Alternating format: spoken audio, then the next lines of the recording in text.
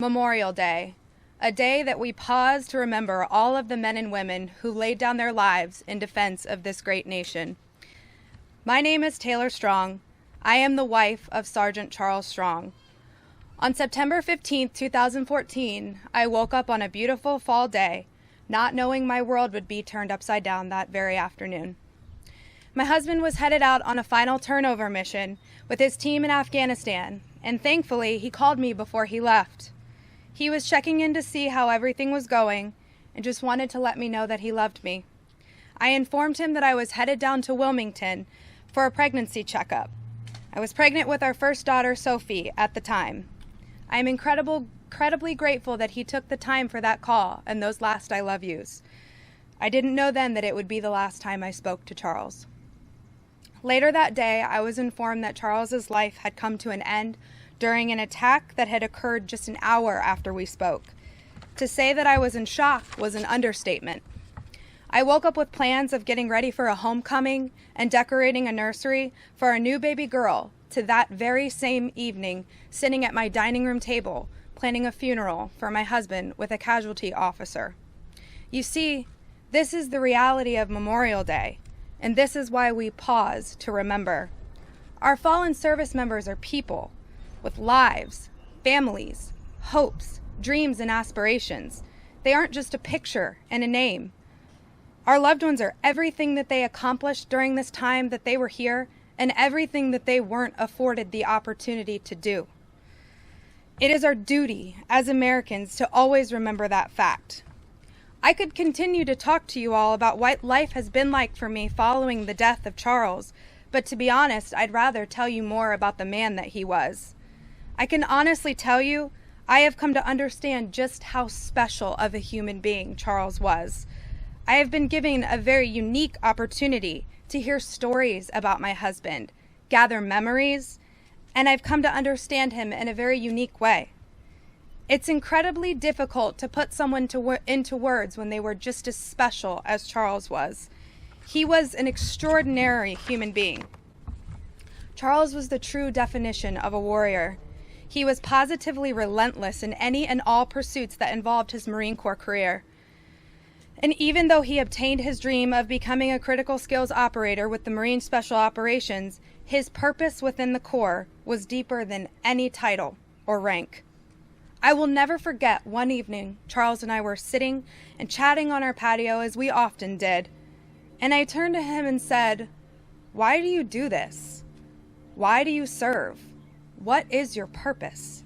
He looked for a minute and mulled it over, and he looked off into the distance as if he could see further than what was in front of him. And he said, "I fight for those who can't fight for themselves." That answer was almost difficult to take in as it felt so incredibly profound to me. Here I am, sitting next to this man in nowhere, North Carolina, and he is so driven with purpose and passion for his profession. I felt humbled to even be sitting next to him, let alone be his wife.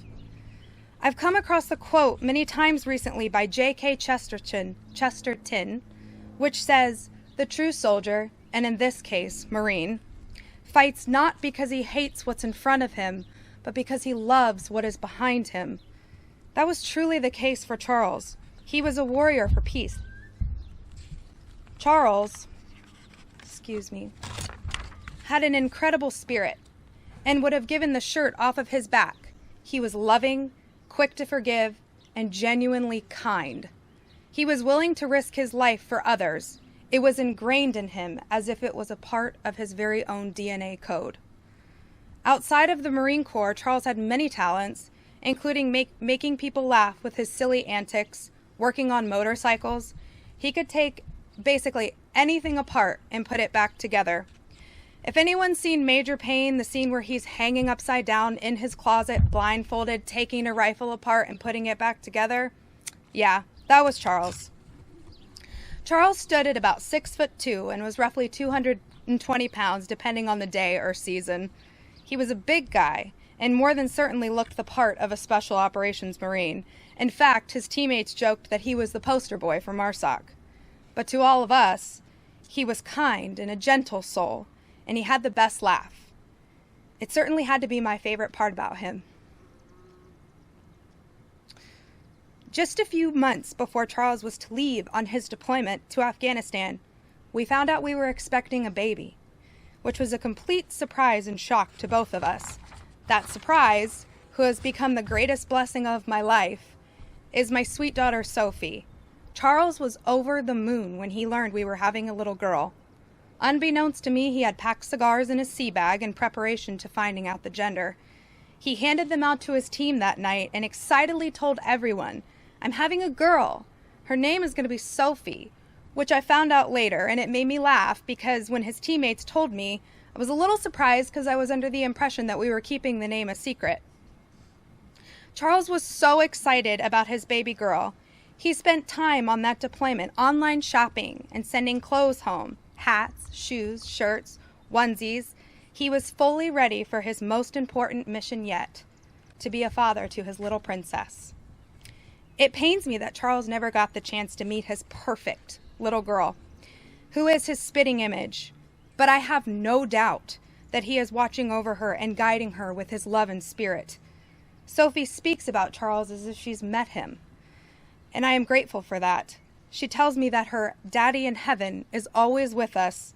I can just imagine his radiant smile as he hears her say those words. This brings me to my most important point. It is our duty to keep these men and women alive and continue to speak their names.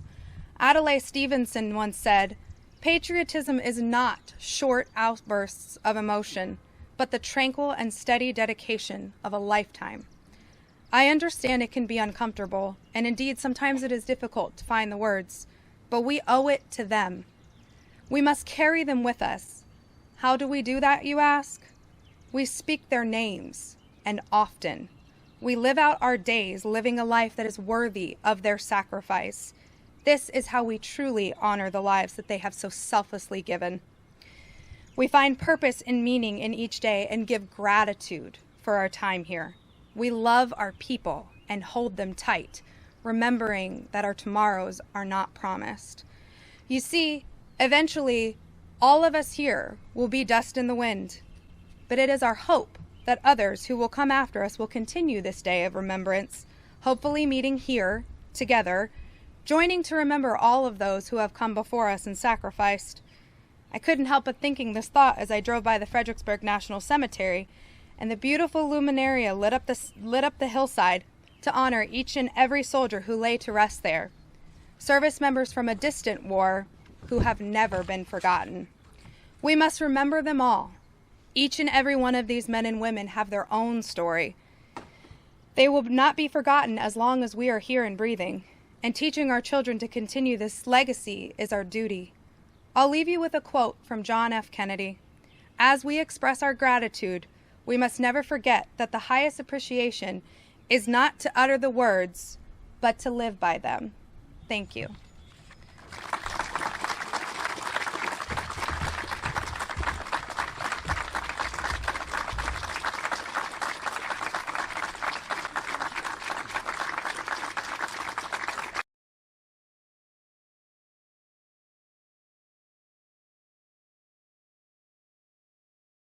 It is an absolute honor to stand here on behalf of my husband, First Lieutenant Matthew Davis.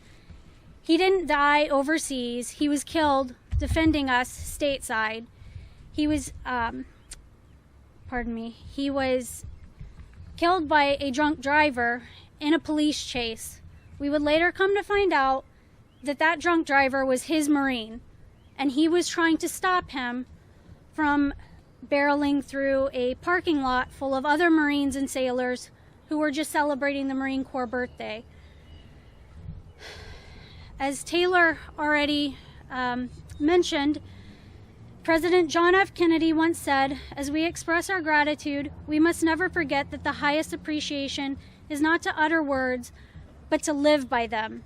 I'd like to ask that today and every day we display our gratefulness for the sacrifices our patriots have made on domestic and foreign soils alike, and honor them through actions. I encourage each of you to come up to this memorial and not just read, but feel these names engraved in stone. Go home and learn about these warriors. They are more than just black lettering and granite. It is my sincerest hope that as each of you move forward with your day, you are filled with the peace that all of the names on these pillars fought to defend. May we never become complacent to the cost of our freedoms. Thank you tremendously for hosting me today.